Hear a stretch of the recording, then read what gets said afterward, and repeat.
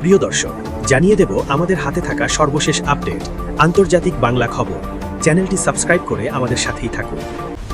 ভারতে এবার কি তাজমহল ভেঙে মন্দির করা হবে? বিশ্বের সপ্তম আশ্চর্যের অন্যতম তাজমহলের অস্তিত্ব নিয়ে নতুন করে শুরু হয়েছে ঐতিহাসিক ও রাজনৈতিক বিতর্ক।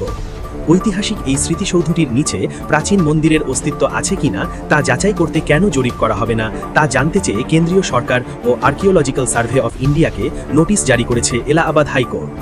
আইনজীবী হরিশঙ্কর জৈনের নেতৃত্বে আবেদনকারী পক্ষ দাবি করছে, তাজমহল আসলে মোগল সম্রাট শাহজাহানের তৈরি কোনো স্মৃতিসৌধ নয়, বরং এটি ভগবান মহাদেবের উদ্দেশ্যে নিবেদিত প্রাচীন হিন্দু মন্দির তেজ মহালয়া। হিন্দুত্ববাদী এই আইনজীবীদের দাবি, 1155-56 খ্রিস্টাব্দে রাজা পরমর্দী দেব এটি নির্মাণ করেছিলেন এবং পরবর্তীতে মোগলরা এটি জোরপূর্বক দখল করে রূপান্তর করে। এলাহাবাদ হাইকোর্টের বিচারপতি রোহিত রঞ্জন আগরওয়ালের বেঞ্চে শুনানির সময় বাদীপক্ষ তাজমহল প্রাঙ্গণের ভেতরে হিন্দুদের পূজা করার অনুমতি ও সৌধটির জরিপের জন্য অ্যাডভোকেট কমিশনার নিয়োগের আবেদন জানায়। অতীতে আগ্রার নিম্ন আদালত পর্যাপ্ত নথিপত্রের অভাব দেখিয়ে এই আবেদন খারিজ করে দিলেও এবার সেই আদেশকে চ্যালেঞ্জ করে হাইকোর্টের দ্বারস্থ হয়েছেন আবেদনকারীরা।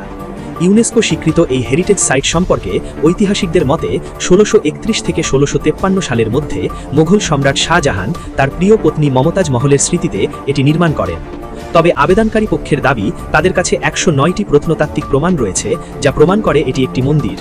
এছাড়াও এএসআই কর্তৃক তাজমহলে নামাজ পড়ার অনুমতি প্রদান এবং সৌধের কিছু অংশ তালাবদ্ধ রাখার বিষয়টিও তাদের আবেদনে চ্যালেঞ্জ করা হয়েছে। রাম জন্মভূমি বাবরি মসজিদ মামলার ঐতিহাসিক রায়ের পর থেকে ভারতে ধর্মীয় স্থাপনাগুলোর আদি পরিচয় নিয়ে নানা মামলা দায়ের করা হচ্ছে। তাজমহল নিয়ে এই নতুন আইনি পদক্ষেপ সেই বিতর্কেরই এক নতুন অধ্যায় বলে মনে করছেন সংশ্লিষ্টরা। আবেদনকারীদের মূল লক্ষ্য হল তাজমহলের ভেতরে ছবি ও ভিডিওগ্রাফির মাধ্যমে তথ্য সংগ্রহ করে আদালতের মাধ্যমে সৌধটির হিন্দু মন্দির হিসেবে স্বীকৃতি আদায় করা। এখন সংশ্লিষ্ট কর্তৃপক্ষের উত্তরের অপেক্ষায় রয়েছে উচ্চ আদালত। এই মামলার চূড়ান্ত রায় কেবল তাজমহলের ধর্মীয় পরিচয়ের বিতর্কই উস্কে দেবে না, বরং ভারতের প্রাচীন স্থাপনা ও ইতিহাস রক্ষায় এক নতুন আইনি নজির তৈরি করবে বলে ধারণা করছেন বিশেষজ্ঞরা। এদিকে কমে আয়াতুল্লাহ খামেনিকে লাখো মানুষের অশ্রুসিক্ত বিদায়। শেষ শ্রদ্ধা ইরানের প্রয়াত সর্বোচ্চ নেতা আয়াতুল্লাহ আলী খামেনির প্রতি শেষ শ্রদ্ধা জানাতে তার মরদেহ কোম নগরীতে পৌঁছেছে। আজ মঙ্গলবার পরিকল্পনা অনুযায়ী সেখানে শোক মিছিলে অংশ নিতে সমবেত হয়েছেন লাখ লাখ শোকার্ত ইরানি। ইরানের রাষ্ট্রীয় টেলিভিশনে প্রচারিত ছবিতে দেখা গেছে, রাজধানী তেহরানের দক্ষিণে অবস্থিত এই শহরে খামেনির মরদেহ বহনকারী একটি হেলিকপ্টার অবতরণ করছে। এর আগে রাজধানী তেহরানের টানা তৃতীয় দিনের মতো খামেনির জানাজা ও বিদায় মিছিলে বিপুল সংখ্যক ইরানি অংশ নেন। তেহরানের প্রধান সড়কগুলোতেও মানুষের ঢল নামে। খামেনিকে বিদায় জানাতে দেশটির বিভিন্ন প্রান্ত থেকে সেখানে সমবেত হন ইরানিরা। এর আগে 1989 সালে খামেনির পূর্বসূত্রী আয়াতুল্লাহ রুহুল্লাহ খোমেনির জানাজায় এত বড় লোকসমাগম হয়। হামিদ নামের এক ব্যক্তি আল জাজিরাকে বলেন, যুক্তরাষ্ট্র ও ইসরায়েলের উদ্দেশ্য ছিল ইরানকে বিভক্ত করা, কিন্তু আমাদের নেতা সেই বিভাজন রুখে দিয়েছেন। ইরানবাসী তার এ অবদানের প্রতি কৃতজ্ঞতা জানাতেই এখানে এসেছেন। মার্জিয়া নামের আরেক শোকাগ্রস্ত নারী বলেন, তিনি খামেনির প্রতি শ্রদ্ধা জানাতে এসেছেন। তিনি বলেন, আমরা এখানে আমাদের শহীদ নেতাকে বলতে এসেছি যে তার রক্ত বৃথা যাবে না। আমরা তার প্রতি আমাদের আনুগত্য পুনর্ব্যক্ত করতে এখানে এসেছি। জানাজা ও শেষ বিদায়ের অনুষ্ঠানে খামেনির অন্য 3 ছেলে উপস্থিত থাকলেও মোজতাবা খামেনিকে দেখা যায়নি। যুদ্ধ শুরুর পর থেকে এ পর্যন্ত মোজতাবা খামেনিকে একবারও জনসমক্ষে দেখা যায়নি। বাবা ও স্ত্রীর জানাজায় অংশ নিতেও আসেননি তিনি। তেহরান ইউনিভার্সিটির রিসার্চ ফেলো মোহাম্মদ ইসলামী বলেছেন, যুদ্ধ এখনও শেষ না হওয়ায় মোজতাবা তার বাবার জানাজা ও বিদায় মিছিলে উপস্থিত হতে পারেননি। ইরানের সঙ্গে যুক্তরাষ্ট্রের অত্যন্ত ভঙ্গুর একটি যুদ্ধবিরতি চলছে। বর্তমানে ইরানের যা নিরাপত্তা ব্যবস্থা, তাতে মোজতাবার পক্ষে জনসমক্ষে আসার কোনো সুযোগ নেই। আগামী বৃহস্পতিবার উত্তর পূর্ব ইরানের মাসাধে খামেনির জন্ম শহরে তাকে দাফন করা হবে। সবশেষ জানিয়ে দেব, যুক্তরাষ্ট্র ন্যাটো ছেড়ে গেলে কি হবে, যা বলছেন বিশেষজ্ঞরা।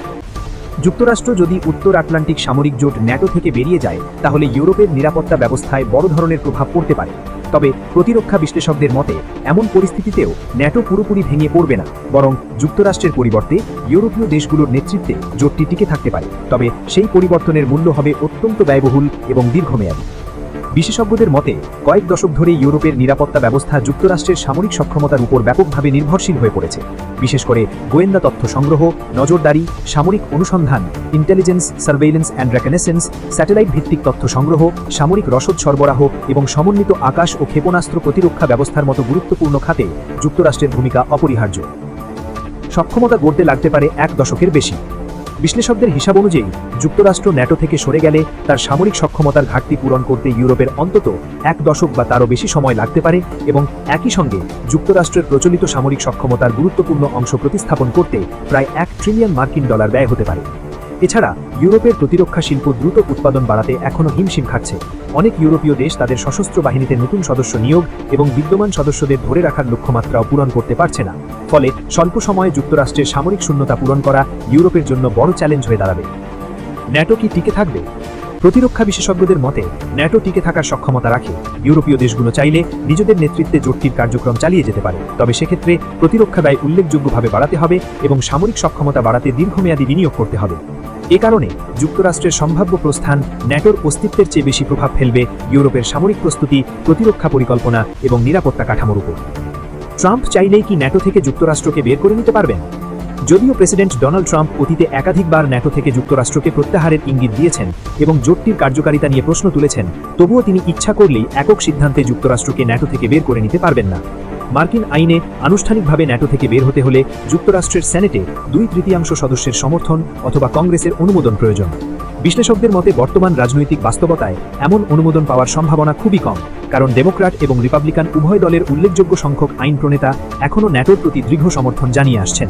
ফলে ট্রাম্প ন্যাটো নিয়ে কঠোর অবস্থান নিলেও অদূর ভবিষ্যতে যুক্তরাষ্ট্র আনুষ্ঠানিকভাবে জোট ছেড়ে যাওয়ার সম্ভাবনা খুবই ক্ষীণ বলে মনে করছেন নিরাপত্তা বিশ্লেষকরা। সূত্র আল জাজিরা।